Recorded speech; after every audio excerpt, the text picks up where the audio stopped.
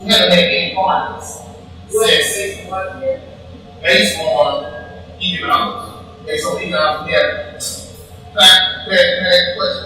When did we make partners? Well, I think partners in the 1950s now. The past 50 years. Yes, we have had an increase in our middle class, so that overall wealth of the community has. Where's the overall wealth? Where's the overall wealth?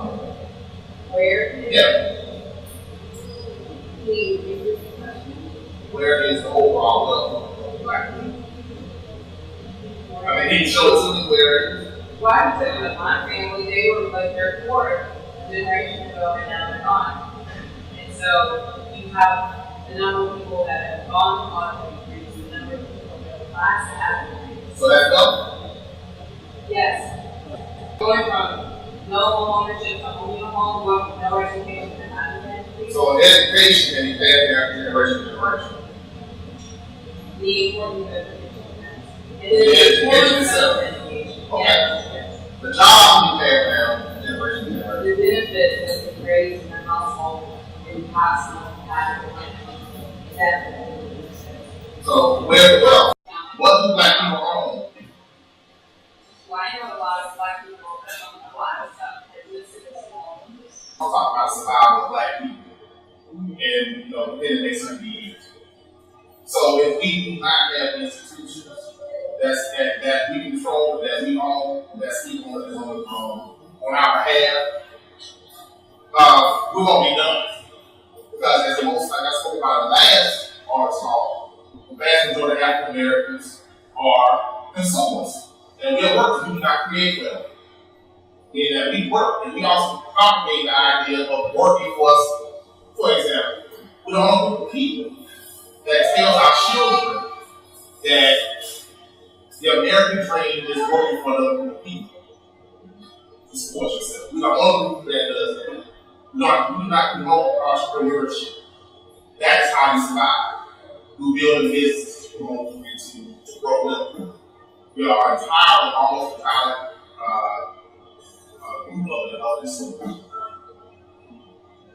Does that make sense? When it comes to the question of what wealth is? Okay. Does that make sense?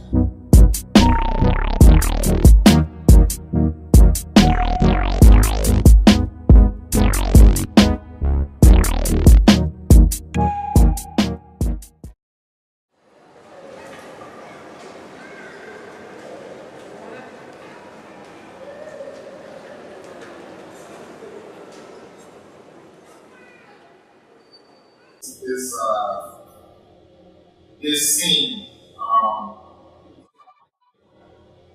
it was born out of me just walking down the street. The scene was born out of me just going in front of the when I hear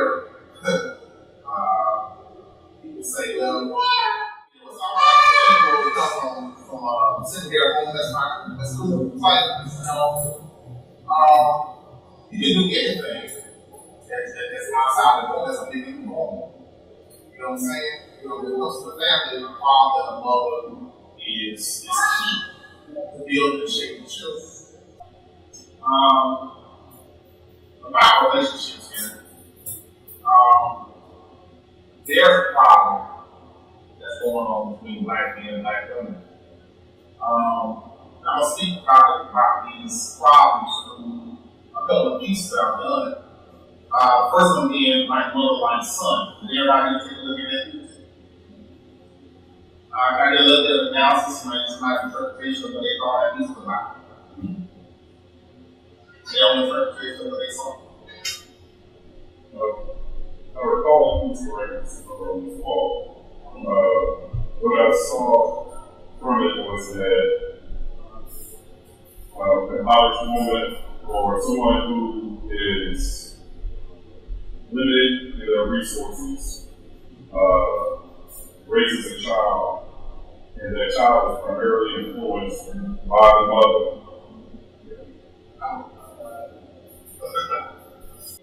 It's a piece itself. And so the mother's influence becomes dominant in the young boy's life, and the mannerisms and views that she has in the world. It's natural and normal for children to emulate what their parents do or a parent does. And if she has a negative experience and outlook on life with limited resources, she has a tremendous probability of influencing her child unduly, but still influencing the child to be very simple. If perhaps she had an awareness of herself and her own limitations and perpetuated that part onto her child, he would have a problem. He would have a greater chance of success. But in this particular piece, she doesn't see outside of herself what her limitations are, and her negative perceptions of the world are embedded in her son's head. And he grows up in many ways just stimulates her for better or worse. He's picking up on his last players, and they're about to man goes to the and he's waiting for his pen to be prepared. So he's in the front living room. This is the player's mother saying, "What's going on? What's a hippie out? He's getting out of the shower." So he comes out, he said, "I'm being a assistant coach." And he notices that his towel is up here instead of around the waist. 16-year-old, 17-year-old here. For a second.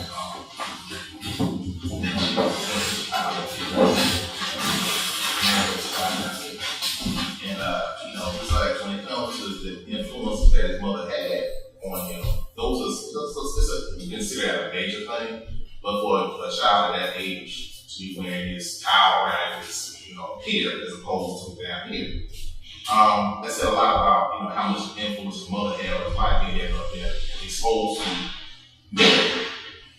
So when I see how on these streets of the city, cats out here fighting, shooting, arguing, bickering, getting super emotional about whatever disagreements they're having with one another, to the jails full field. You see the way these guys are treating women, the way they saw these things mirrored in their home, with quote unquote, them not having fathers or their mother having a revolving door of guys that come in and out of the home. I know it might be sounding kind of put some people on a back calorie or some of the things I'm saying. I think there's a lot of, you want all women to be at their best and be the most positive for themselves. I guess the only, that's what I did get to see. I guess the only issue I have that is slightly this cause and effect relationship. Like, well, men are treating you this way because there's some of these few bad women. No, I'm sorry, that's not. I don't know that. I don't like the funny disputes. Men would be so good and treat, all men would be good and they all treat women respectfully. If it wasn't for these few women that are just, are acting shiftless and stuff like that. That cause and effect relationship. I think the series in general just highlights the fact that this is just a big freaking mess, right? Okay, so there's no matter where you put your hand in it, you can get some mud on it, right? And so when I read the description on that one, just maybe half hour ago, in my mind I was thinking, wow, that one's probably not going to go over well with the women that I've come to know and associate with, not because they disagree with it in general, but because on a personal level, I can see a woman who does carry some dignity, feeling some kind of way about, the way that description may portray her on an individual level. So I can understand that. But I think that when you kind of collectively look at all the pieces and what you're trying to highlight, no matter where you look at it, there's you can blame the cause on any number of things. But the reality is that the mess exists. And so for each individual person, how they view the cause of one specific description may be entirely personal to that person, the way they see it, from how they've grown up and what they. And you hit the nail on the head, regardless of how you feel about it, doesn't make it go away. The cause and effect is a very important issue. For example, if you look at the Black community as a whole, we're relative to other communities, we're very poor. And you can say, well, the cause is something in our own culture, we don't work hard, stuff like that, which I say there lies in the good health. Or you could say, well, if you're in a structured position where you have a country that is set up at, for every point in history designed to keep you down and block your progress. They're very different causes. And I think how you address the problem will be very differently depending on which cause you choose to believe. Do you believe in the cultural explanation, or do you believe in structural issues? And I think the same thing here. Are we putting the responsibility for men's behavior solely at the foot of women? Or are we saying men, particularly since we've used a lot of the language that men need to be dominant in the household, and we need that role, but then we're stepping out and saying that they're not responsible for how they're treated. Honestly, I think that's a perfect point. That's kind of the whole point. Is there's no real way you can just change the tail around that very argument. I think the way I kind of reconciled this particular piece was, regardless of why it is, regardless of if you as a woman are behave the way you behave because of how men have treated you, or if you behave the way you behave because you've been raised to be that way. Regardless, at some point you reach what we call the age of majority, the point where you have to be grown and responsible for your own actions. And regardless of what caused it, you have to exist in this world, right? And you either going to have contribute to this world positively or negatively. Regardless of what issues or baggage you may have, whether it's your fault that you carry that or not, the world has no idea what your baggage is or what caused you to be the way you are. But they are going to judge your current behavior. And so the reality is we have to own that and figure out a way to. And when important to my heart statement, the underlying name of this series is about accountability. Everybody has to toe the line somewhere, men and women, parents, the employees, employers. You are in some way, shape, or form directly responsible for where we all stand. Whether you're aware of it or not. So when it comes to the descriptions and how I put this here, I know people aren't going to agree with everything, but I don't care. My work, my approach, and I stand on it. Everybody has different opinions of how they perceive, but again, like you pointed out, the problems and the sources of the problems are numerous. So I can't squeeze everything into one piece.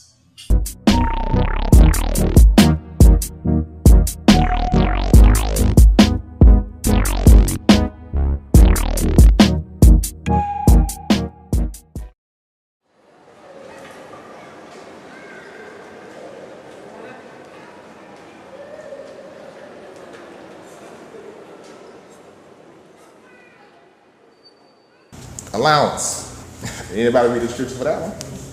Okay. All right. Well, again, I'm gonna read it to you. I'm gonna read you what I wrote verbatim. Now, this is what I wrote for this. Black women, you have to police yourselves. There are females among you that have or continue to allow themselves to be used, abused, and misrepresented. These females have sex and procreate with shiftless black males, and you wonder why black males and men treat you the way they do. These females exhibit behaviors that are more in line with characteristics of clowns and barbarians. You ask yourself why I perceive and portray black women as angry, loud, and destructive.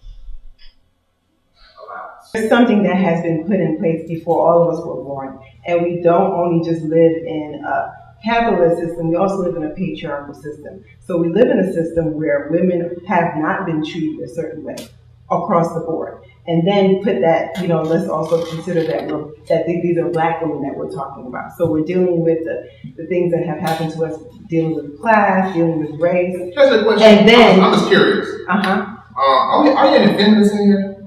Well, we can talk about that, but what I'm just asking.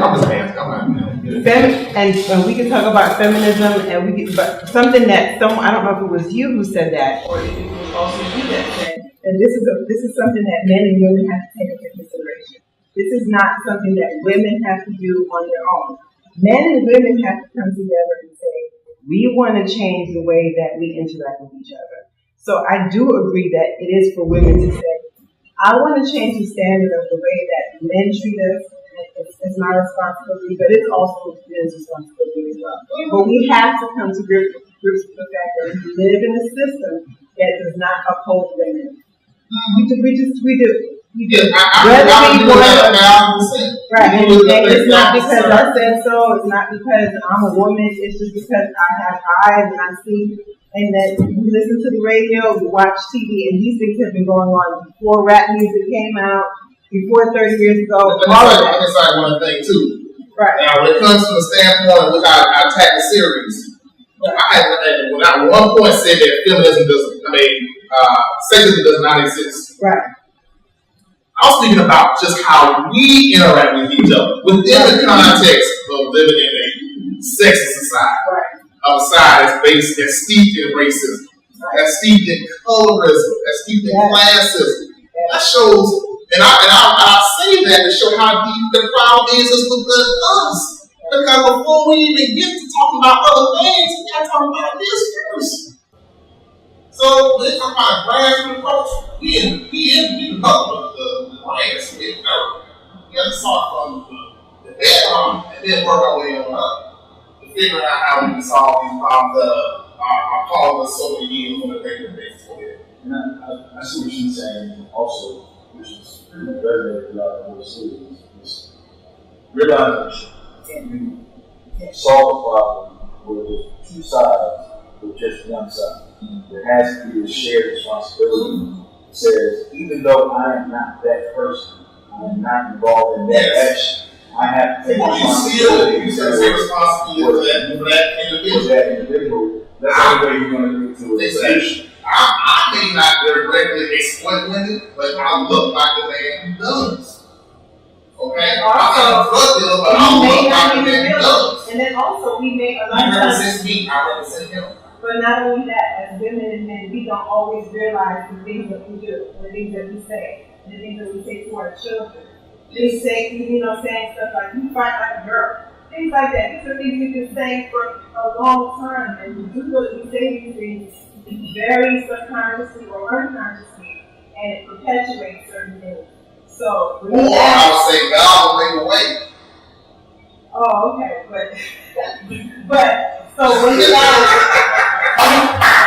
asked if anyone a feminist, it was, I don't know if that was targeted towards me, but I would like to hope that we are in a room of people who care about women, and care about children, and care about our families. And that's not just specific to just women. This series wouldn't get done if I didn't care about all black people. And that's what I'm talking about black people here because I'm talking about the African. Yes, sir. Really being African, anyway, that's people of color, black folks specifically. Yes, sir. Got this series going on. Honestly, there's so many things there in the room. I had made a comment before, just in my own work, and say, well, I'm looking at my work, I'm looking at what my focus is. Am I feminist? Only because I have a huge passion to show women, in contrast to normalize or even standardize roles that empower them.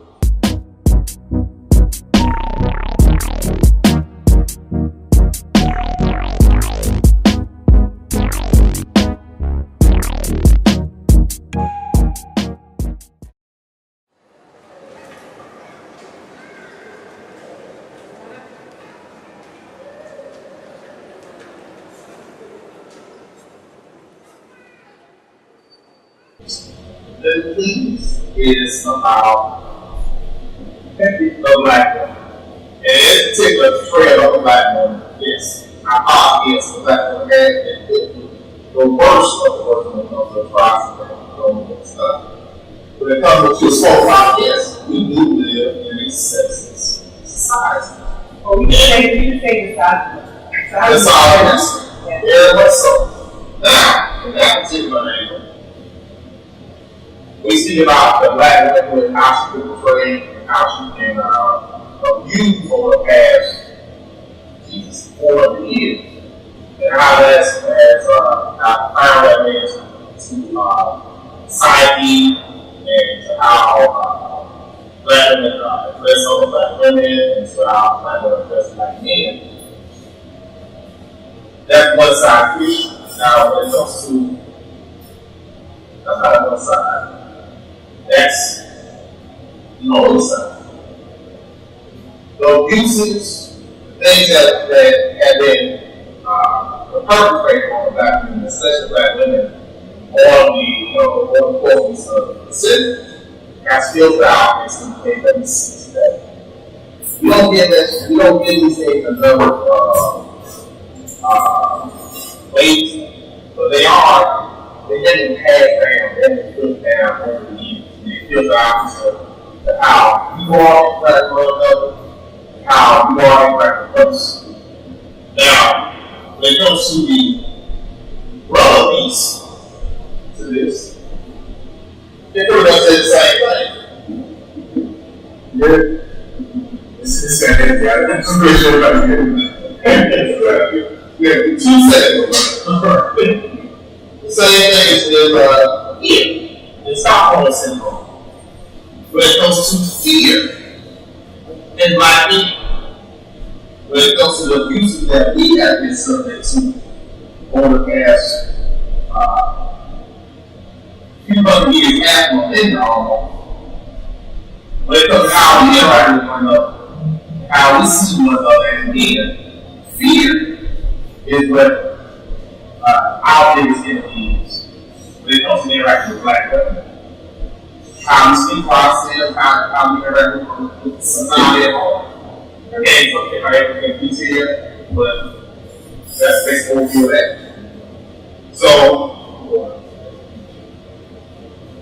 when it comes to the black way black women, black men interact, black men have to deal with fear, black women, when it comes to abuse, we have to do interaction. And then sign on there. I see what say something today. You want to say something for a minute, but what I was thinking, we were talking about having a conversation at work, we were talking about entrepreneurship, and we were talking about black women in general, and we were discussing this feeling, or not feeling of reserve. So we see in society the way the entrepreneurs dictated, and we start to believe this kind of, you don't let them reserve certain things. You don't deserve being your management situation, you have to set for, the border. And so, with all of this, like you said, foundationally, it's just what happens to like he deserves something. Like it's for someone else other than you. So I just think that overall, once black people start feeling like they deserve that, we'll start seeing that, we'll start expecting better, and I think we'll just be never see a lot of black people.